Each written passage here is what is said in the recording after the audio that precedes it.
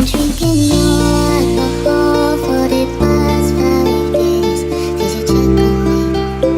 Now did you look for me? I walked in the room, eyes are red, and I don't smoke banga. Did you check on me? Did you check? Now did you notice me? I've been drinking more. Assalamualaikum warahmatullahi wabarakatuh. Salam sejahtera untuk kita semua. Kami dari mahasiswa Sekolah Tinggi Ilmu Administrasi Madani, Program Studi Ilmu Administrasi Publik semester 4 kelompok 7.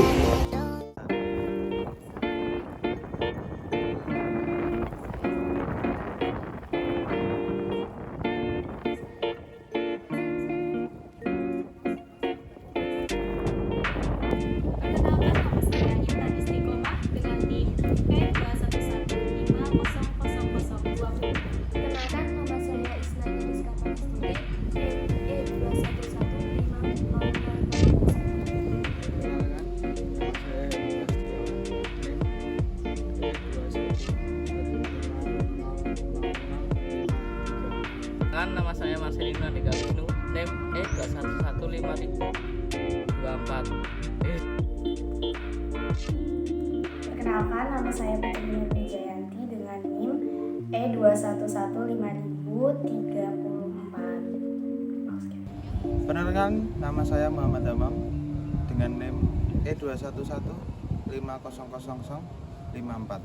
Di sini saya akan menjelaskan tentang makalah kelompok 7, yaitu yang berjudul Konflik dan Negosiasi dalam Perilaku Organisasi. Saya akan menjelaskan latar belakangnya, yaitu setiap individu memiliki karakteristik yang berbeda-beda antara individu satu dengan individu yang lainnya. Perbedaan karakteristik individu tersebut dapat menyebabkan terjadinya gesekan-gesekan dalam setiap aspek kehidupan. Dalam organisasi, gesekan dari perbedaan yang ada dapat memberikan masalah pada organisasi dan berpengaruh pada kualitas atau kemajuan organisasi.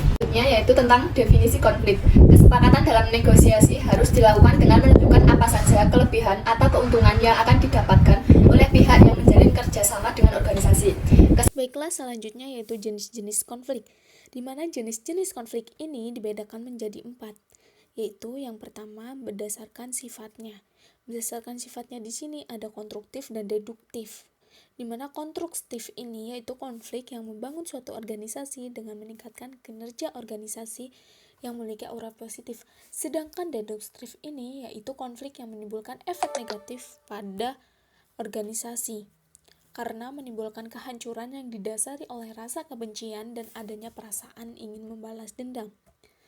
Dan yang kedua berdasarkan posisi yang bersengketa, yaitu ada vertikal dan horizontal, di mana vertikal ini terjadi antara karyawan memiliki kedudukan yang tidak sama dalam organisasi, sedangkan horizontal ini konflik yang terjadi antara mereka yang memiliki kedudukan yang sama atau setingkat dalam organisasi. Dan yang ketiga yaitu berdasarkan konsentrasi aktivitasnya, yaitu ada sosial, ekonomi, politik, budaya, dan agama. Dan yang pihak yang saling bertentangan, yaitu ada intrapersonal, ada interpersonal, dan juga ada individu versus kelompok, dan juga kelompok versus kelompok antar organisasi.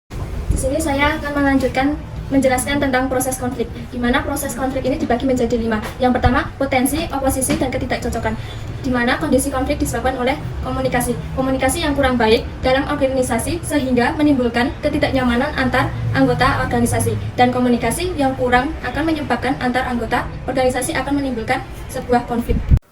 Dan yang kedua yaitu kognisi dan personalisasi, merupakan konflik yang dipersepsi kesadaran oleh satu atau lebih pihak akan adanya kondisi yang menciptakan peluang munculnya konflik. Dan yang ketiga yaitu intention atau maksud, di mana keputusan untuk bertindak dengan cara tertentu. Dan yang keempat yaitu perilaku, di mana pada proses ini konflik tampak nyata menyatukan pernyataan. Dan kelima adalah hasil. Pada proses hasil, konflik dapat ditentukan apakah konflik fungsional atau konflik disfungsional.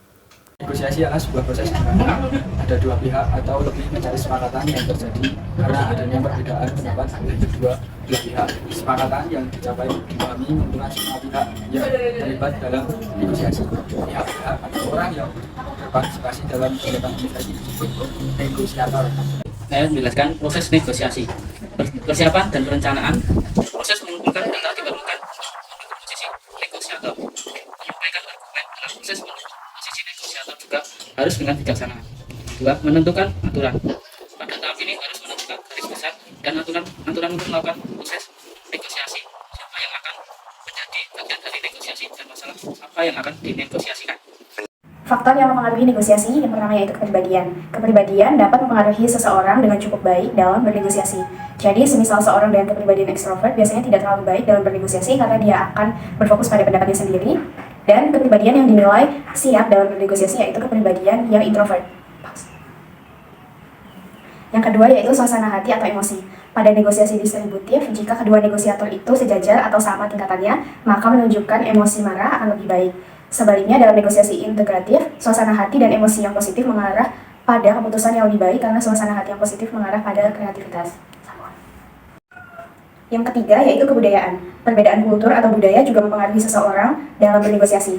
Hal ini disebabkan nilai dan kebiasaan yang berbeda antar kebudayaan. Jadi, misal seseorang yang bernegosiasi memiliki kebudayaan yang berbeda, itu akan mempengaruhi hasil dari negosiasi.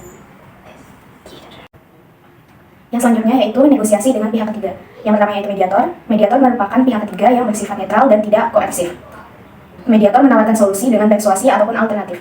Mediator tidak bisa memaksa dan membuat suatu kesepakatan antara kedua belah pihak, hanya bisa membujuk atau menawarkan solusi. Yang ketiga yaitu arbitrator. Arbitrator merupakan pihak ketiga yang berwenang menentukan kesepakatan. Jadi, arbitrasi mungkin diwajibkan oleh salah satu pihak, atau mungkin diwajibkan oleh kontrak atau hukum yang berlaku dalam negosiasi. Yang ketiga yaitu konsilator. Konsilator merupakan pihak ketiga yang menyediakan komunikasi, informasi antara kedua belah pihak. Konsilator berhubungan untuk membangun jembatan antara dua pihak dengan menyampaikan pesan dan memberikan fakta antara keduanya. Kesimpulan bahwa kita bisa mengambil kesimpulan konflik dalam organisasi akan selalu terjadi, baik antar individu maupun antar kelompok, di mana konflik yang ada timbul karena perbedaan persepsi dari setiap orang yang pasti memiliki pemikiran yang berbeda. Adanya konflik yang terjadi harus segera diselesaikan dan agar tidak menimbulkan masalah yang lain, maka akan berpengaruh pada perkembangan organisasi. Jadi sekian presentasi dari kami. Terima kasih telah menonton dan jangan lupa subscribe, like dan komen channel kami dan semoga bermanfaat channel ini. Terima kasih.